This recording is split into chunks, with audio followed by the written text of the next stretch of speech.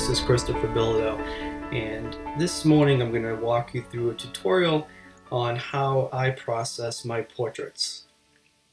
This is an image I took of a senior, and although it looks nice, it just lacks something, and that something would be a warmth to it. The skin is not really, in my opinion, it's not really good enough to deliver to a client because you have some blemishes, you have some uneven tones, and the overall color is a little bit cool to the greenish side of things. So the white balance is not perfect either. What I typically do for my workflow is I'll go through maybe 300 photographs that I took of this senior, and I'll click through and find an image that it might not be technically perfect, but it has something to it. And in this image, the way her eyes looking right at you and the way she has this semi-smirk and the light that's behind her with the sun setting, all of this makes for a really nice image. And I did put her in a place where you could see the leaves going over her to create some sort of like a, a halo type of look to it. I really like this image a lot, but it's certainly not up to the standards that where I would deliver to a client. What I'll do is I'll start by looking at what needs to be done first. And the first thing that needs to be done is you need to get rid of some of the blemishes and adjust the skin to make the skin softer. And also her eyes. She's got great eyes and she has some lips that really need to pop. So let's bring it in close. Ooh, real close. There you go. The first thing I'm going to do is I'm going to fix some acne and things like that. That's obvious. And so I'll go to my clone tool, and this is up here on the top right of the screen. And look for things that are obvious. Okay, this doesn't belong there. So let's get rid of that. And the clone tool is great because it's going to grab the most accurate section of the skin to represent the area that you just removed. This is why RAW is critical. If you did this in JPEG, it would not be able to grab pixels and really fix these areas of the skin in a way that's more believable and natural. I mean, she's young, but there is a small line here. You can go across there and you'll notice it will correct it with the pixels that are next to it. So I'll go through and I'll get rid of some obvious blemishes that need to go away. And these are the things that no woman wants to see in their final product. This acne won't be here in a month after this image probably. And you don't want to have a constant reminder, when you show this to people that your skin wasn't its best. So I'll go through and I'll adjust some of these blemishes with the clone brush or the clone tool. And you don't have to be perfect. Just want to go over some of the ones that jump out at you. Bringing it in 300% can really, if you look in the top left of the screen, that's how close we are. So some of these things will not be noticed at all. But overall, and the sum total of the image, you correct these things at 300% and it will give that image a better look when it's viewed at 100% or at normal size. All right, so overall, oh, I see one right there I don't like. So we'll go over here. And again, we are at 300%, so some of these blemishes will just not be seen when you look at it at a normal size. I've got the major blemishes sort of out of the way, and the next thing I'm going to do is focus on the eyes. The eyes really need to pop. That's the secret to a good portrait, in my opinion. Something like this, you have those eyes, and if they're lost in the face, it doesn't have that same power. So what I'm going to do is go to my brush tool, bring my exposure up a little bit, and you can even exaggerate it and then bring it back just to show where you're working. Make sure things like saturation, other things that are, these adjustments, make sure they're all neutral.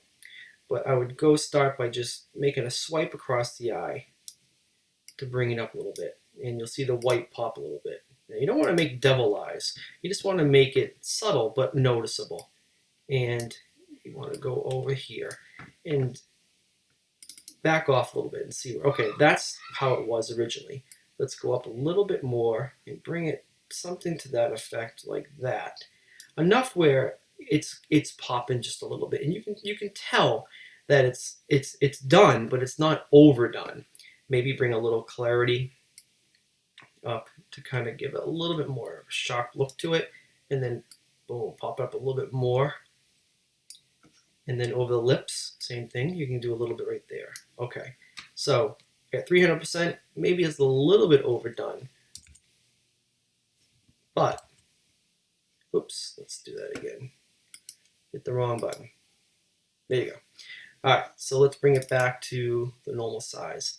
And you can tell that the lips are there, the eyes are there, they're popping, but it's not overdone, in my opinion. If you think it is, you can obviously just go in there and back off just a little bit more. There you go. So now we've got skin that's a little bit, well, it's not soft yet, but we've got rid of some of the blemishes. We've popped the eyes a little bit, and we've given the lips a little bit more of a full, I'm sorry, of a character and a little bit of pop to it and exposure. Another thing that jumps out right away to me is the hair. I see flyaways, and this is so easy to correct. If you go to this correction clone brush or clone tool, you can go right over these hairs, and you can get rid of them relatively quickly. And you don't have to be perfect, but a quick pass will just really clean up some of these areas that need to be done. And you can completely get rid of something that would normally make the viewer look here and notice. Because if you're shooting with backlight, which I do quite frequently, these flyaways get really emphasized, and I don't want to see them. And they're really easy to fix. There's a big one right here. And it's these subtleties which I think make the difference between a high quality portrait versus just a nice snapshot. So at this point in time, we've got some skin where the blemishes are gone, but it's still a little blotchy. We can fix that. The eyes are popping, the lips look better, the flyaways are gone, but we still have some work to do. If we really want to be obsessive, I don't like this telephone pole in the background. I can literally go over here and just paint over that area, let it get rid of that telephone pole. There you go. And I know it's within the bokeh and it's a really good quality Zeiss lens, but it's still enough where, well, I don't want that flowers in there. There you go. It's still enough where it bothers me. And you don't want the person looking at this portrait to go, notice that this, wow, it's a beautiful picture in a field, but then I can sort of see a telephone pole back there. It's gone enough where you're not going to really notice it. There. So now I've got this portrait looking better, and the other thing I noticed is I can't really see her lower portion of her body, and this is her belt buckle, and she rides horses, and I'm assuming that means more to her. So I'm going to go into the exposure and paint this up a little bit. There you go. And all I'm doing is I'm just bringing up the exposure.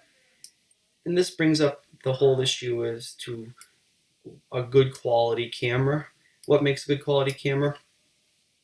Dynamic range, the ability to bring out things that are in the darkness without introducing noise, things that are overexposed, being able to back that off and retaining detail. That's the most important thing to me more than anything else.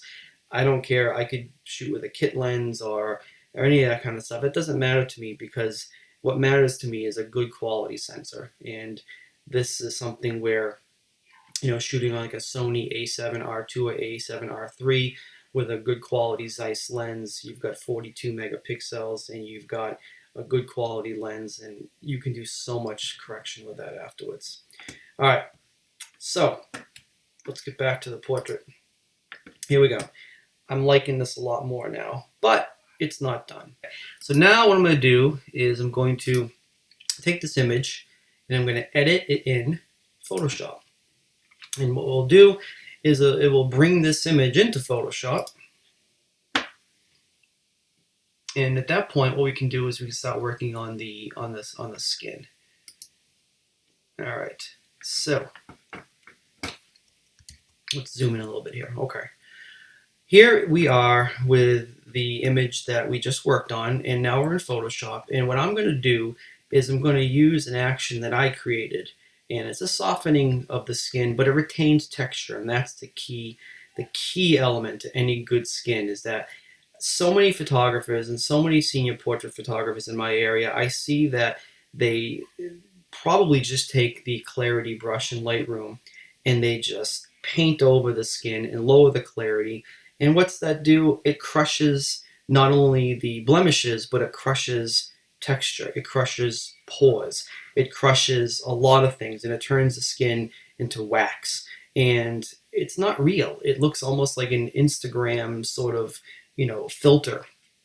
But with this action that I created, what this will do is it will retain the texture and subtly soften the skin for a much more natural look.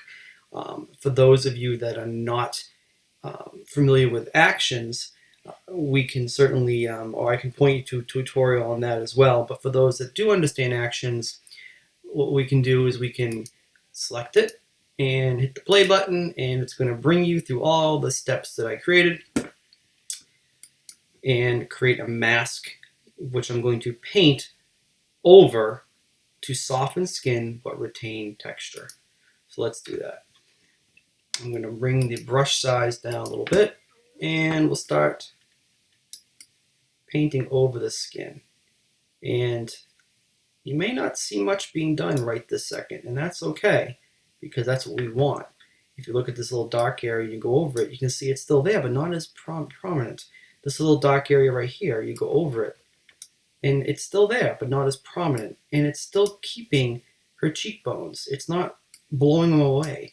The the clarity brush in Lightroom, if you go over this area, it's going to completely make this cheek with this jawline, and it's going to kind of just make it one big mushy, waxy sort of thing. And you don't want that. You want to have some texture. You want to have some subtle blemishes here and there because you want it to be natural.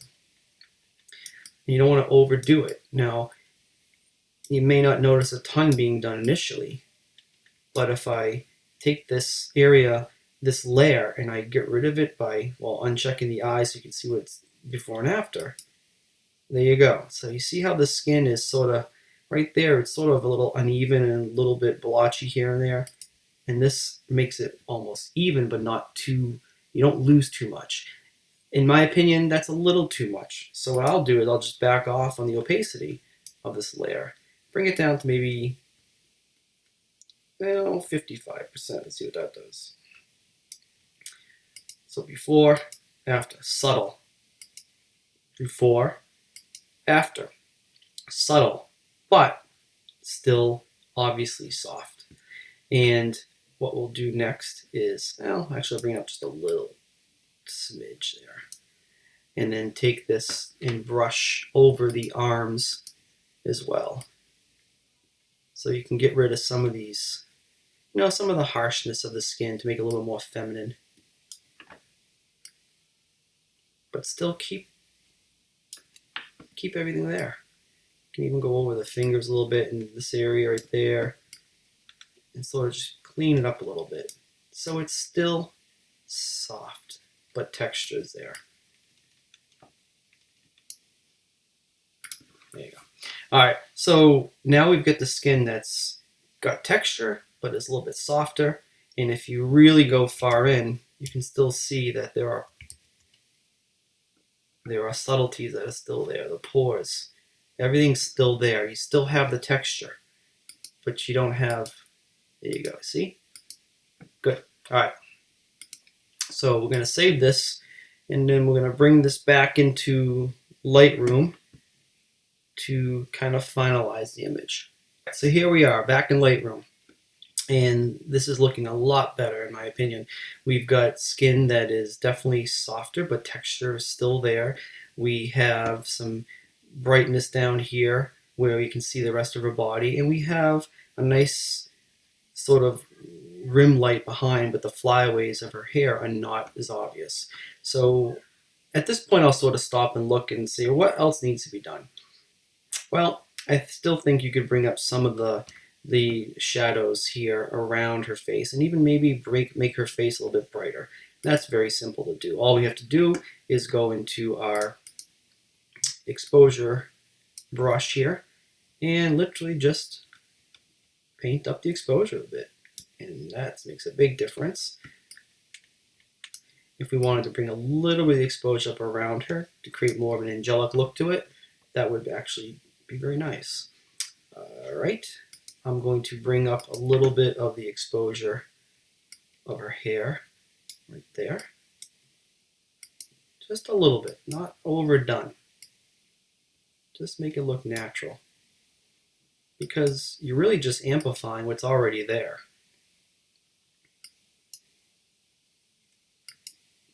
And I'll create another video with some more effects and things like that, but we're trying to go more of a natural look here. That's a little too much there. All right. So now we have a little bit more even tone, a little bit better lighting, but still looks natural, and we can see more of her. And I like that. What I'll do at this point sometimes is I want more color around her, but I don't want to bring up too much of the color in her skin because it's sort of a nice, natural looking milky white color right now. What I can do is back off the saturation a little bit. Well, if I go real far, you'll see it goes black and white. But I want to just back off maybe 10. Just bring it down a little bit so now it's even more natural. But then I'll go into my brush tool and I'll make all these neutral except for the saturation. Bring that way up.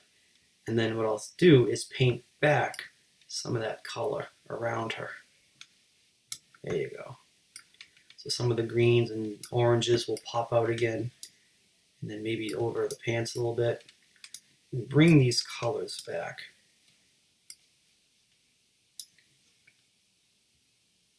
Try not to go too much over her. And all we're doing is painting back in the color. And that's it. Okay. So now we've got more of the orange of the sun that's already there back. We've got her skin tones that are still more of a milky white. And if we really want it, we can pop out those eyes a little bit more. Just a little bit. And this right now really comes down to personal preference. We can leave it the way it is, and I'd be happy at that point. But sometimes I want to just bring things out a little bit more, especially when you print them. Because when you print things, you sometimes will end up losing some of these subtleties. Like this little light, rim light on the lip right there. You just go a little bit more on that. It's a little bit, but it's enough where you'll notice it. And then we haven't even really sharpened this image yet because, well, some of these lenses are so darn good nowadays that you don't really have to worry about adding sharpening, but you'll lose some sharpening when you upload, so it's always good to add a little bit more before that. I sharpen just enough where you don't want to go too much because you'll blow the pixels out like that, and that looks terrible. But right there, you'll notice that's not as crisp as it could be. So I'll just go up a little bit, just enough where I start to see the skin breaking up a little bit, and then back off a little bit, right about there. Because then when you bring it back into normal size, it'll be much nicer. And if we see any blemishes after we sharpen, we knew how before we could just go through and correct them again. So I'll go back and I might just find a couple blemishes here and there and correct them with the clone tool.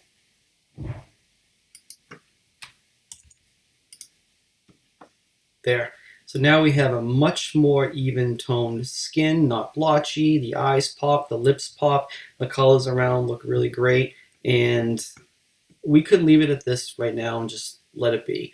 And I am very happy with this image at this point. I would lean more towards making it warmer. And what I can do is bring this into another program called Exposure X4, which will make it even better. And so what I'll do is sort of just as a, give you an idea of what can be done to make this even more unique. And Exposure X4 will give you lots of different colors to choose from, and find what you like the best and find your sort of, your look, and go with it. I like more of a vintage sort of look, or a brownish sort of look, or something that looks a little bit more cinematic and almost unrealistic at times. Realistic skin, but almost like a cinematic or surreal environment. I'm immediately drawn to something like this right here, which is real warm. Maybe it's too warm for your tastes, but I like it. So what I'll do is, for this image, I've been here before, and this is what I chose.